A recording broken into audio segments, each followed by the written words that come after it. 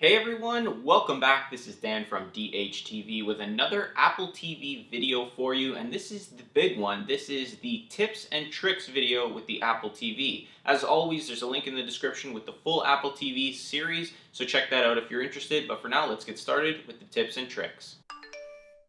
Alright, so just while I'm standing here, I'm going to go through a few that are very simple, and just so you know, for starters, the old Apple TV remote does work with the Apple TV, the new one. You can see here I'm moving around, I can select things, I can go back, I can go forward. It works just like this remote, you just don't have the touchpad ability and Siri ability on it, so keep that in mind. Also, at any point, if you'd like to access the screensaver, you can just double click on the menu button and it'll bring you to the screensaver. I've got those aerial screensavers set up right now, but we'll talk about that in a bit. So for starters, when you open up applications, for example, YouTube or Crave or anything that you have, it's going to stay open just like on iOS until you close it. So what you can do is double click on the TV icon on your Apple TV remote. That's your home button. If you double click it, it'll bring up your multitask. And just like with iOS, you can swipe across and select the application you like to go to, or you can close it by swiping upwards. It's very similar. Now, if you want to use this as a simple multitask, you can just swipe to the one that you want to open and then just simply click on it to open it up. Moving forward, we'll take a look at another simple tip which involves deleting applications and moving them. So for example, if you installed an application and you now want to delete it, all you have to do is highlight it, press and hold on the trackpad. Once it starts shaking, it'll tell you to press the play pause button. If you press that, you'll be brought up to this screen where you can click the trackpad again and it'll delete the application. It'll give you another confirmation, click it, and it'll remove the application from your Apple TV. This will help you with space, especially if you have the 32 gigabyte model. Moving forward, if you want to move any applications around, all you have to do once again is press and hold on the trackpad, and this time when it starts shaking, just swipe across on the trackpad and move that application where you'd like it. Once you've found the spot, just click the trackpad and it'll stay there. With the new Apple TV came the ability to have those new aerial screensavers, and they look really nice, but you can actually customize this and add new screensavers as well as change them to your photos and various things like that. Now the way you do this is very simple. Just go into the settings application, click general here, click on screensaver, and you'll see you have a section that's called type. Now, if you click this, you can select the aerial, which are the ones that Apple has set up, and they'll download new ones as you'd like them. I'll show you that in a second. You can also set it to the Apple Photos. So if you click on that, you'll see there's animals, flowers, nature, shots on iPhone 6. And if you select any one of these, it'll just pull up those instead of the aerial photos that they've created. Now, I personally like the aerial, so I'm going to select that. You can also choose your photos and home sharing if you have those set up as well. If you go back to this screen here, which is one screen over, you can actually have it set up to download new videos, and these are the aerial screensavers. So you can have it download daily, weekly, or monthly, or never. Now, depending on how much data your internet has at home will depend on how often you want these to download. For me, I have unlimited, and you can see it says downloads are about 600 megabytes, and you can change your selection at any time. And lastly, if you want to preview, you can click on preview, and it'll show you how these new aerial screensavers will look. Continuing with the settings here, we're going to go ahead and click on the general tab. And one thing I want you guys to be aware of is your privacy. It's always important. So we'll scroll down to the section that says privacy here. Click on that and you'll see that your location services are on. If you had set this up at the beginning and turned them on, click on this to ensure that only the applications you want are using your location. And you can check the about section if you'd like as well.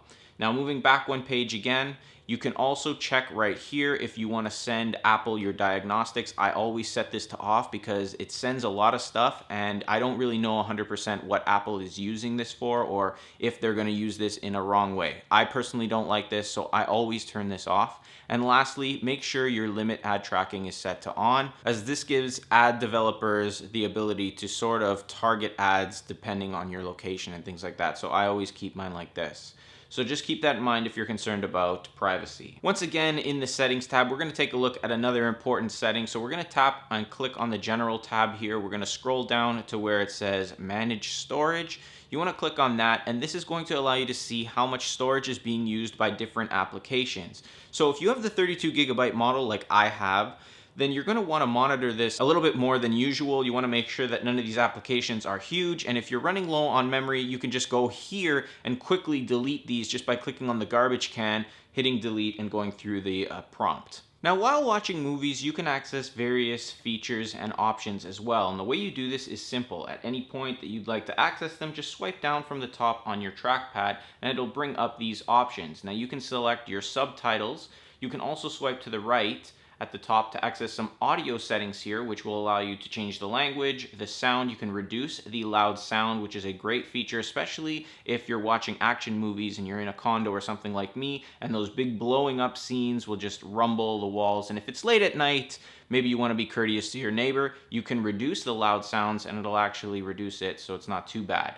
You can do that. You can also change the speaker here, and this ties in with another tip I'll talk about. You'll be able to change it over to a Bluetooth speaker if you have that set up, or even Bluetooth headsets. So as I just mentioned, you can use Bluetooth headsets and Bluetooth speakers. Now, the way you would actually set this up is in the settings application once again, and you want to select the audio and video section here. Now, you can see the audio output is set to my Apple TV, but if you click on this, you can actually use other speakers. Now, if you have Bluetooth speakers, if you turn them on and have them ready to connect to Bluetooth, they'll pop up here and you can connect them. Same goes for headsets. Now, I'll be doing a full video on how to connect various Bluetooth speakers and headsets to the Apple TV. That link will be in the description, so check that out. There's also the full Apple TV tips and tricks playlist with all the tutorials and everything down there as well. Now, at any point in any application, no matter where you are on your Apple TV, you can simply jump back to your home screen just by pressing on the home button. So anytime, it'll bring you back just directly to the home screen so you can access other things.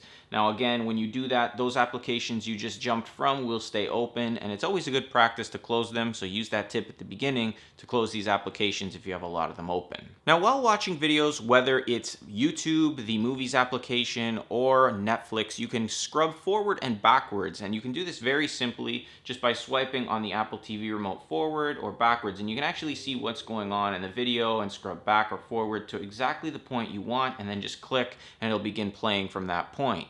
With that being said, you can also skip ahead 10 seconds or back just by clicking on the right side of the Apple TV remote or the left side to go back 10 seconds. And you can also use Siri to say things like, "What did he just say?" and it'll jump back. Another feature, and a very big one with this Apple TV, is the ability to use Siri, and you can use it pretty much anywhere. So again, if we just open up a movie here, just to give you this example, we'll resume playing. If I access Siri and I ask it a question like, "Find funny movies,"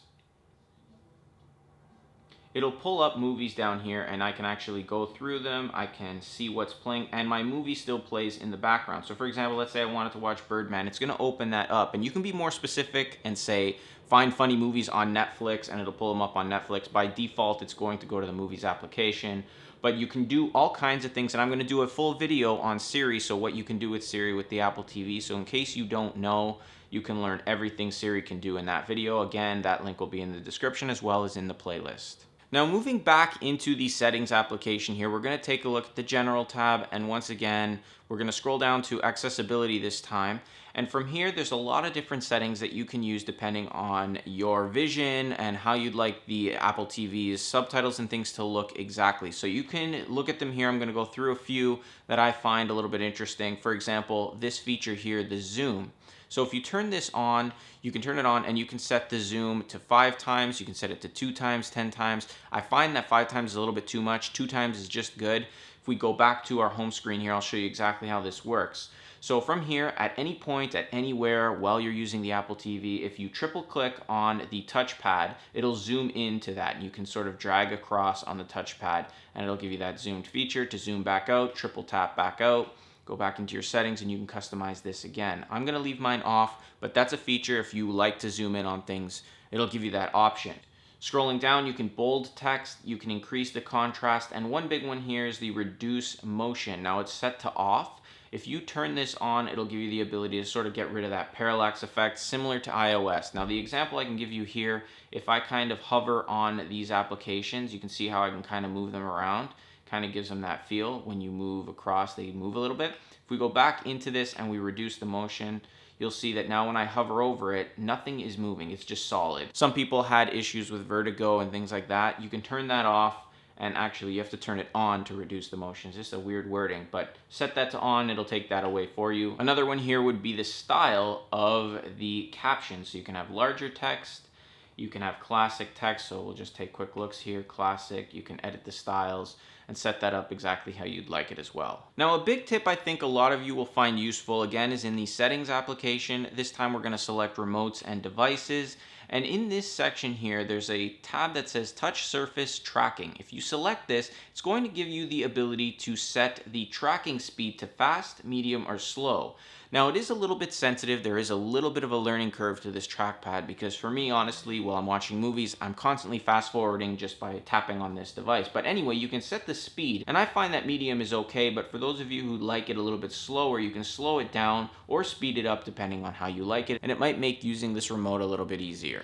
Now, a big tip, if your Apple TV ever freezes or becomes unresponsive or just won't work right, you can always do a reset with your control. And the way you do this is you hold the menu as well as the home button together and you wait until you see the light on the Apple TV flash. When it flashes, let go and it should reset the Apple TV, as you can see right here. Reboot it and it should be fine. Now, if this still doesn't work, then you really need to check in with Apple, but you can see exactly how it's going to work here. It's just resetting itself, and I'm just going to leave it on screen here so you guys can see the whole process, how it works. And there you go, it's turned back on. So that's exactly how it looks on the TV section and exactly what you need to do with the buttons. Again, use this as a last resort. Try other methods first. Try going back, try going forward.